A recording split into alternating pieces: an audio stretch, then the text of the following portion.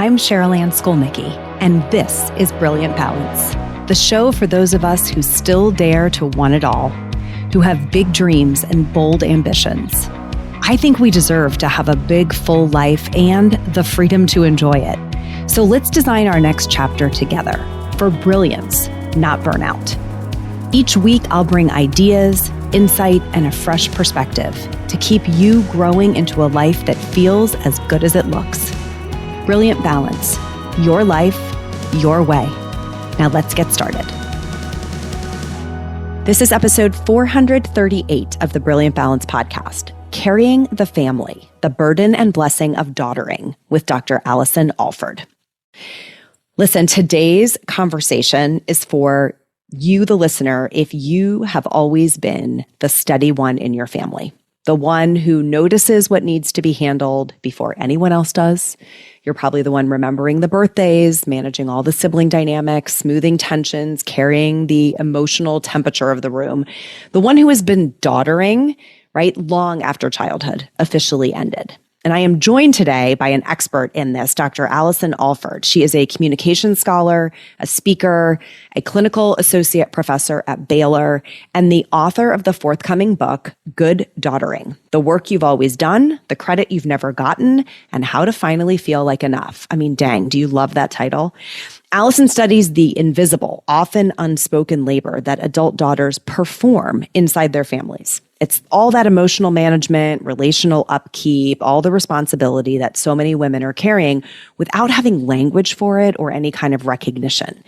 And with her PhD in communication studies and nearly 2 decades of teaching and research, Allison really brings a level of academic rigor to this subject in addition to deep humanity.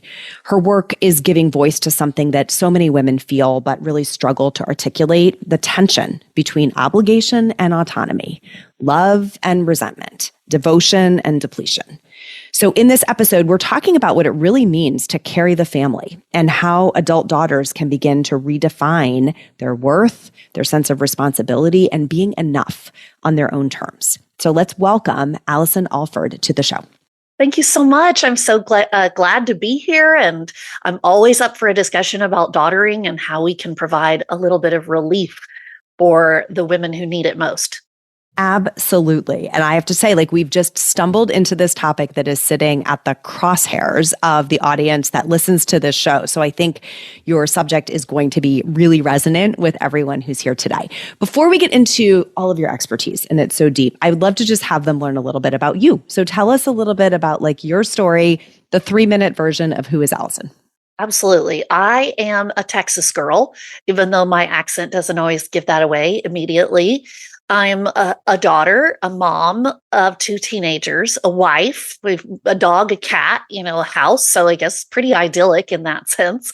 And I am somebody who all my life has been aware of the dynamics of how people interact. Yeah. I've always been kind of that empath who notices people and notices what they're thinking and doing and what they're saying.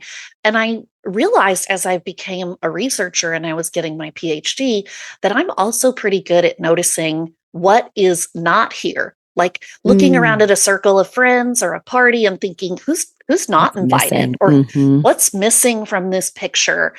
And in many ways, I have directed that to women and women's lives. What is it that women are doing but not getting credit for? Or how are women shut out from this experience where they could get some value or get some relief? And that's kind of made it my mission, really, to reach women and say, there's a lot of ways that just by talking, communicating, and creating awareness around certain situations, we can support each other. We can hold each other up and say, girl, you're doing it. And I see it. Even if society isn't giving you credit for it, I know you're doing it. And it's hard work and I appreciate it. That's amazing. It's amazing because when you give voice to something that has been unspoken, I think it's so powerful. Just naming something that people have not had language for, I think is a really powerful shift. I know Brene Brown has done it so many times, another Texas academic, and we love her so much for it. So just being able to give voice to something that we don't necessarily have language for is powerful in its own right. So when you talk about carrying the family, right, or daughtering, what are you naming? that so many adult daughters feel, but don't really have the words for. Yeah, the word daughtering is meant to be this active way of thinking of adult daughters in families. And sometimes when you say what daughters do in families, women's minds jump to what we'll do for the elderly or what we might do if someone is sick. But I'm talking about what you started doing when you were 20 and you moved out of the house and you had to call and soothe and smooth and organize and think in advance and buy the gift and spend the money. And it keeps going and changing in your 20s, 30s, 40s. And so daughtering is really focusing on the choice that we have, the agency, but also the way that we purposely show up in our families to try to help keep it running and keep it together, because we like being in a family, but we have to name that hard work and give ourselves credit for it. Yeah. And you got into some interesting categories right away. I immediately started thinking about my sister-in-law when you were talking about some of this. She's the oldest, I'm married to the oldest child, but she's the oldest daughter. And when I look at the difference in the way the two of them carry responsibility in their family, it falls exactly along these lines that you're describing. So what are some of those like buckets of work that you see most often? Maybe I shouldn't even call them work. Maybe it's activity that you see daughters taking on. Work is a great way to describe it. There's all kinds of work: paid work, unpaid work, parenting work, friendship work, community work. And the word work just helps us understand that I'm choosing to give my resources to this. And it's not easy, just even if I make it look easy. So when we think about daughters and daughtering, I like to identify 4 buckets, and that's doing, thinking, feeling, and being work. The doing work is the most obvious. That's where we see someone take a meal to someone, we're doing something for the family, or the daughter fills her mom's stocking at Christmas, she's doing something, or making phone calls. But so all kinds of tasks fall under the sort of doing or task work.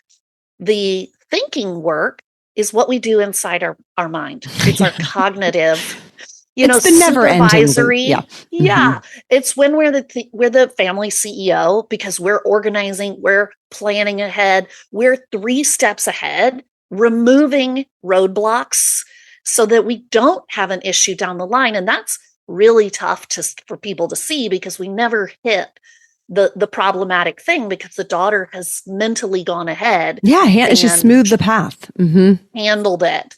But it's a super valuable way for that women show up in families, just by thinking ahead. That's the thinking work. Okay, so doing and thinking. So doing and thinking. The third one is the feeling work. And that's really the emotion part. Which I think a lot of women identify with. And, especially with the conversations around eldest daughtering, we're really identifying this. So there's 2 kinds of feeling work. And one is just helping everybody feel good.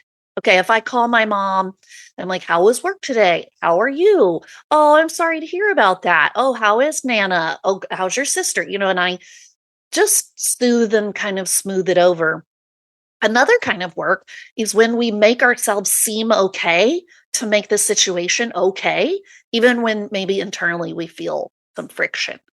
And I think of that happening when I go to a family dinner and somebody brings up politics, and I just keep my mouth closed.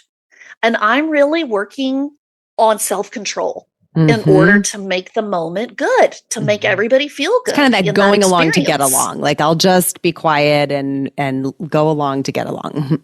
Yeah, and that takes restraint. And that means that it's used our resources. We go home, we're exhausted. Like, why am I so tired? And it's like, because I held back what I could have said, what I wanted to say for the good of the family. So that's the emotion work part. The soothing and the smoothing and the fixing my face and things like that to make things good. So that last kind of work is being work. And that's identity stuff. So how am I representing my family as a daughter of the family, even when nobody's around? How am I telling others about how great our family is? The reputation traditions work. Going, the legacy. Yes. What is it that I do with my children that's important for helping them think my family's cool. Oh my God, I've never thought about this part. Yeah, this is the breakthrough. So thinking, feeling, and being are absolutely invisible in that they're not something we see people doing with their hands and feet. So let me see if I get this right. Or if I'm getting it, what you're saying. So the thinking work is smoothing things out in advance. I'm seeing around corners. I'm handling things, sort of all that executive function work that we often do as mothers. We're sort of translating into our extended or family of origin. And then feeling work is I am responsible for, is it just mom or is it my parents' emotions? Everybody's. It's any parent. You could even extend daughtering to a step parent or a parent-in-law. And so I use the word parent. I would say it's mostly moms. Mostly moms. But not everybody has Your a mom, example was moms. That's why I with. asked the question. But it's largely like I'm going to make sure that I am not causing negative feelings and that I am also helping them manage their feelings, like helping them feel seen and heard. And then here, the being piece I had never thought about of just what is my role in legacy, identity, tradition, right? What am I carrying on as a member of this family? That is really important. And that it does fall to the daughters to carry those things on. That's fascinating. My mom, I'm thinking about my mom as a daughter now. And to this day, her siblings and their spouses, she has all brothers, call her to participate in and be coached through these family traditions, like traditional foods and stuff at the holidays. And they insist that she's the one who is like, bearing. It's so fascinating how it works in layers. And some of those things are really fun and pleasant to do. That's the blessing part of it in some ways, I think if I was called and said, what's that special family dish? And somebody was like, you make it the best. And they said nice things. It feels good. And so there's a lot of parts of daughtering that feel good. It feels good to be a member of a family, to have a support system, to have people rely on you. But much like our other jobs, whether it's our regular daily job where we go to work and make money, it's also stressful sometimes. It also requires our attention. It can cross the line. Our body, our stress, And so it's we need to recognize both parts of it in order to understand how to properly place daughtering in our lives without getting burnt out, which then impacts everybody negatively. I don't know if this is in your book, but something I've talked about a lot with my oldest daughter, and it really was rooted in an essay that she wrote in high school, was the difference between doing something out of duty or obligation and doing it out of love. And that's a little bit of what I hear here in the duality is whether it is a burden or a blessing is probably predicated upon, do you view this particular thing as an obligation or as something that you are doing with complete willingness, right? As an act of love. What do you think about that? To me, those things exist together. They can exist together. They don't always exist together. Okay. We can do things out of obligation and we hate doing them, but we also can say to our parent, they're like, you don't have to come around here all the time. And you can say, I want to. That's the love, because right? I like being with you, but I like being able to do things for you. So one of the things I talk about in my book is different ways that daughters can picture happiness in our lives as daughters. How does daughtering contribute to my happiness? Okay. So sometimes when I'm daughtering and I just go hang out with my parent and I I go to my mom's house and I always call it shopping. And I just open pantries and I take things and I sit at her table and eat Fritos and bean dip. We love that. And we just interact and we just enjoy each other. And I'm even kind of trying to get mothering from her. Yeah. And it's fun. I like it. Then that might be part of the type of happiness I call hedonic happiness, or I don't call it. It's something Martin Seligman came up with. Yeah. And it's just the things that are fun. The thing, it's fun in the moment and we like doing it. But other times we have to do things that are not really fun in the moment, but they feel like they're important for our long-term self. Who do I want to be as a daughter, as a person, as a human? And so that kind of leans towards the obligation piece. So I go, I do things like we went on a big family vacation and I spent a ton of money on a photo session and I got everybody organized and I was out there sweating. And then later I, got the pictures printed and gave them to everyone. And in the moment, it really wasn't very fun.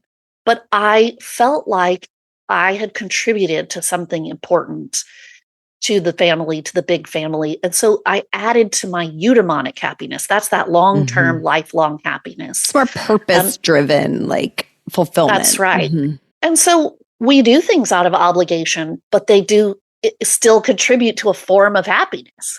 So you could think of the hedonic stuff as like, I would do this anyhow. I would go sit and eat Fritos and bean dip right at someone else's house. It would just be fun. And then also, I may not organize a photo shoot for just anyone unless I was getting paid to do it. But in this case, I will, because it's purpose-driven.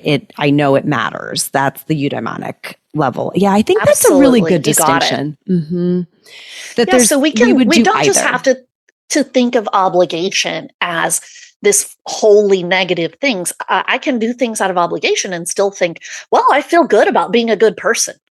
You know, like I think honestly, it's harder though, honestly, Allison. I think when our core motivation is, I'm doing this because I have to, right? I think what it starts to do is maybe eliminate agency, where you were talking about before, like underneath all of this is you have a choice.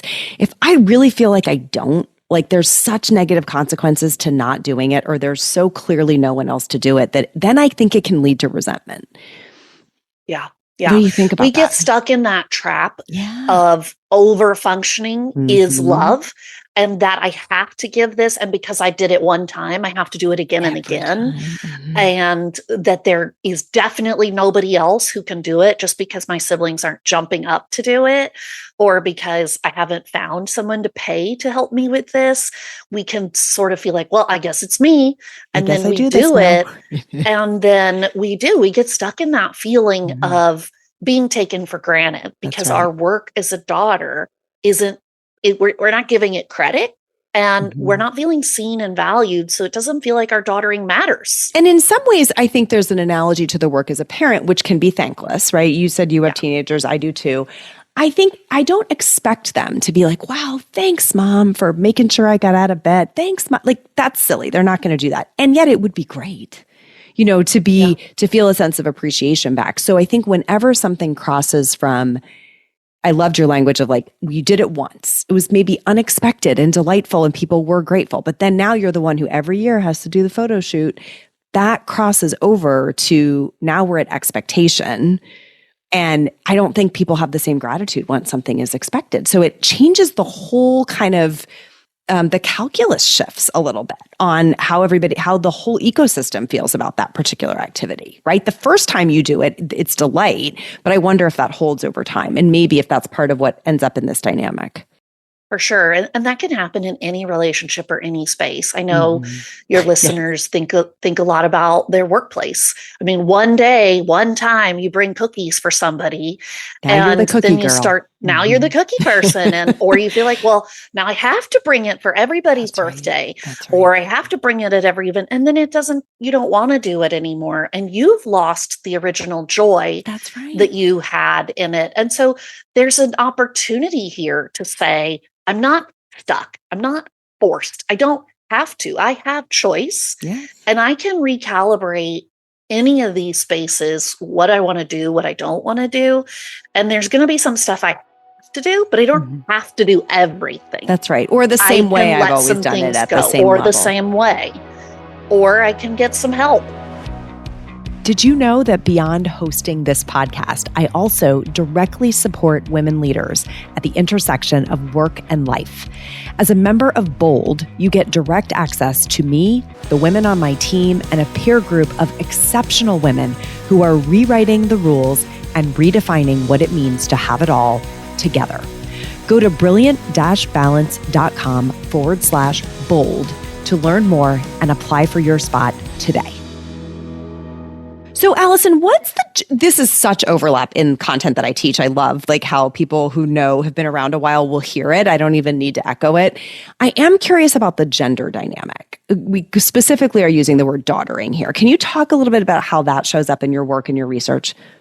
Yeah, so I noticed particularly that daughters were different than sons for a few key reasons. And one is research tells us that the relationship between a daughter and her mother, particularly, is one of the most important relationships for her entire lifetime. So it's persisting over decades and over many different contexts. The intimacy and closeness level changes.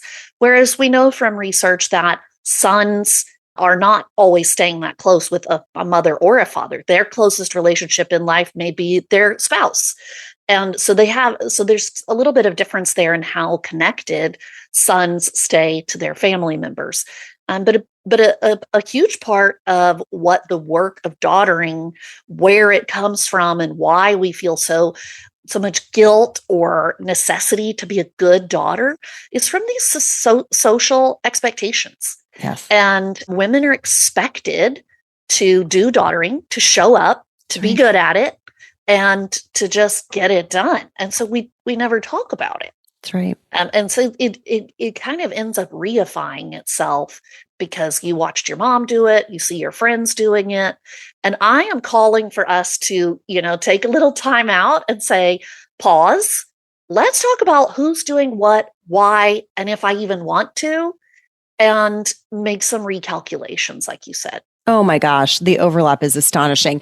So because I think about the places this could layer, we are already talking about this in partner dynamics at home, right? So whether you have a spouse or a partner, how are we sharing the work that needs to be done to run this household, to parent these children, to, kind of run this little ecosystem that we've built here together. You're bringing up another arena. Like, okay, so our family of origin, who are all the players involved? What are the roles of all of those people in sustaining the systems of that family of origin? Then we can take it to the workplace. So in all cases, we make some base assumptions of like, this is my job because I am the wife, I am the female partner, I am the mother, I am the daughter. That doesn't necessarily have to be defined. And you're saying like, we can pause and insert a little agency and intentionality here and redistribute these responsibilities among a broader collection of people, I suppose. Absolutely. What's funny is that we're a daughter first. So you're talking about being a wife and a mother. I mean, those things don't even enter for some women at all. And they don't always last forever. For some people, marriages come and go. But the daughter, so first of all, I think we deserve to give some honor and some privilege to the specialness of being a daughter. We're a daughter the first day we're born. We're a daughter till the day we die, even when our parents have been gone for a while. And so we have to, when we give a little bit more of our attention to how valuable and important this is, and we're not taking for granted our family system either, and how much we're glad they're there to jump in and support us if we need them, then we just start to kind of go to this meta place of looking at things a little differently and then saying, okay, I can drop some things. I can partner with some people on things. I can change so that I can find more balance in my life. And it starts with these really subtle shifts of redefining. Give us a couple. All right. So the first thing I want women to shift on is redefining what is enough. What does it mean to be good enough? A good daughter? And so my first recommendation, my first tip is to figure out one thing or two things that you're doing automatically that you can drop. And let them drop and see what happens. Okay. And you've been doing them automatically. Right. But maybe you don't want to. You're thinking now, do I even like that thing? And the next thing I want you to do is make a mental note for yourself that the goal is not perfection. So what you're going to do is strive to be a B+ daughter. Mm-hmm.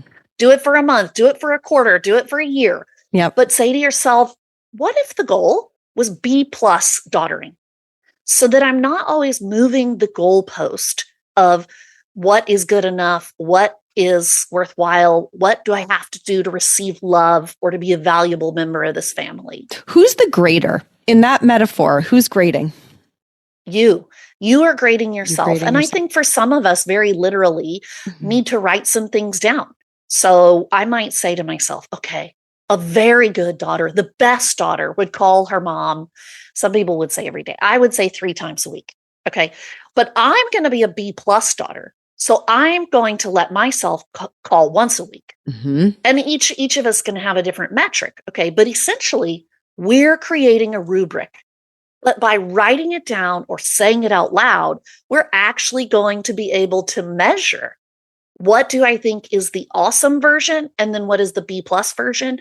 And then find out, am I there or am I even exceeding it? And because I know I have an audience that maybe veers perfectionistic, I think this is particularly rich territory to say, like, you also don't have to choose B plus work in every aspect of daughtering. You could say, communication, I'm going to be A plus in, but family traditions, I'm going to be a B plus. Like there's elements of daughtering here, like you were talking about, that this isn't an all or nothing approach, but where can you get a little more ease, a little more freedom and space? Because the reality is this is one of those components of our responsibilities that collectively with all of the other responsibilities gets crushing, right? If this is all we had to do, we'd be great at it. But the fact that there are other things vying for our time and attention and energy, everything has to kind of get right-sized a little bit. So I love this notion of I could eliminate something. I could do B plus work. Is there another one coming? We can do one more, which is that I would like to recommend in terms of, how do I do B plus daughtering? Try microdosing your daughtering. Okay. Microdosing daughtering means I'm going to give daughtering in small amounts, and I'm going to call that good enough. So for me, an example of microdosing daughtering is 10-minute phone calls. So I try to do more frequent phone calls because I put that on my rubric as something valuable that I know my parents like, but I'm going to give these short bursts and not think that an effective phone call has to be an hour or 2 hours. I don't have that to give from my emotional bandwidth as often as I would like. But what I do have to give is 10 minutes of saying, here's what I did. What did you do? Oh, that's great. I love you so much. I value you. Click. Hang up the call.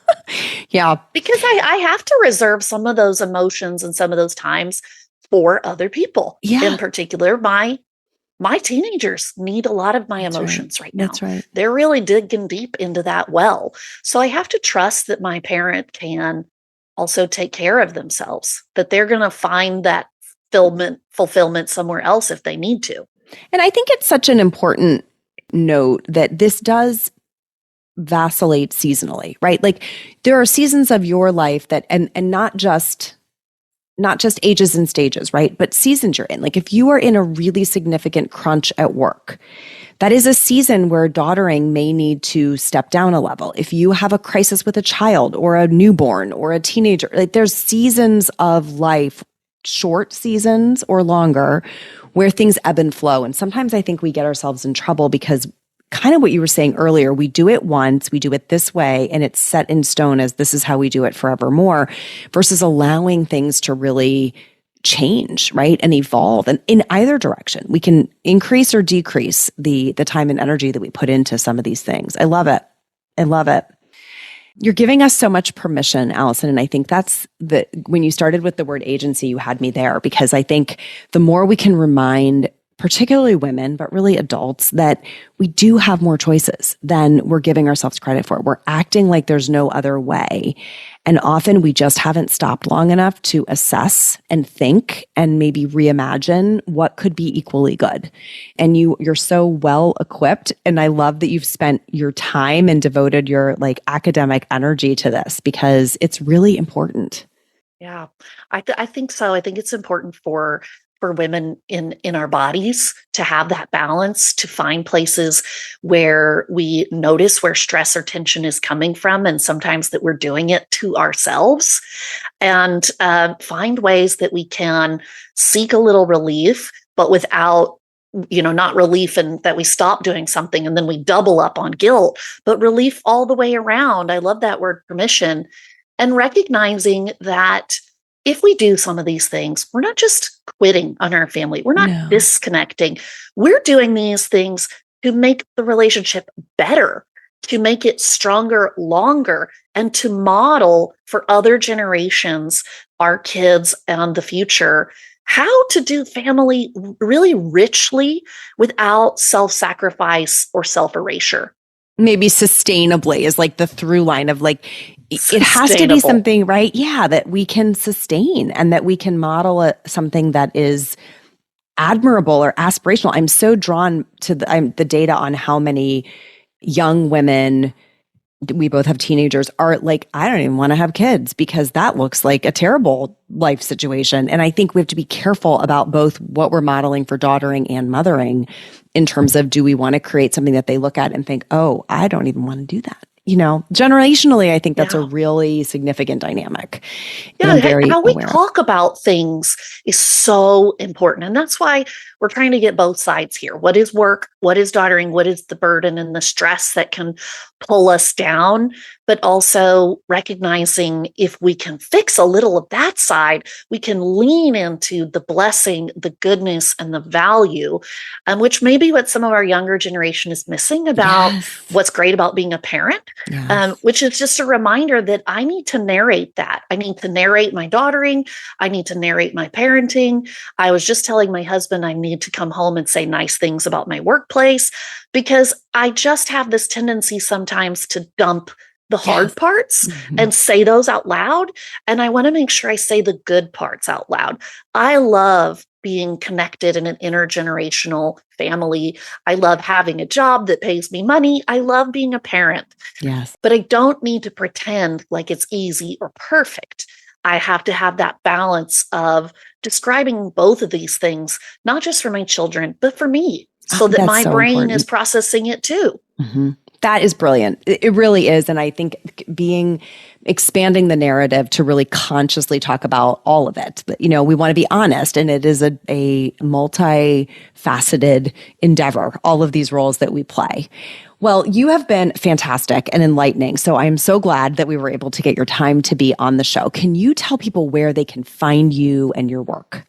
Absolutely. I would love for women, if you're a daughter, if you know a daughter, love a daughter, have a daughter, to pick up the book, Good Daughtering. So it's this bright pink one. Beautiful. It's out February 2026. And find me particularly on Instagram at Daughtering101. And you can find all the other places to reach me in my Substack and my website from there. But please contact me and let me know what you're thinking about daughtering. Fantastic. Again, thank you so much for being here today. It was a delight to have you. If you are new to the Brilliant Balance Show, thanks for tuning in today. I hope you loved today's episode. If you don't yet follow the show or subscribe, go ahead and do that so that you never miss an episode. That is all for today, my friends. Till next time, let's be brilliant. This is thepodcastfactory.com.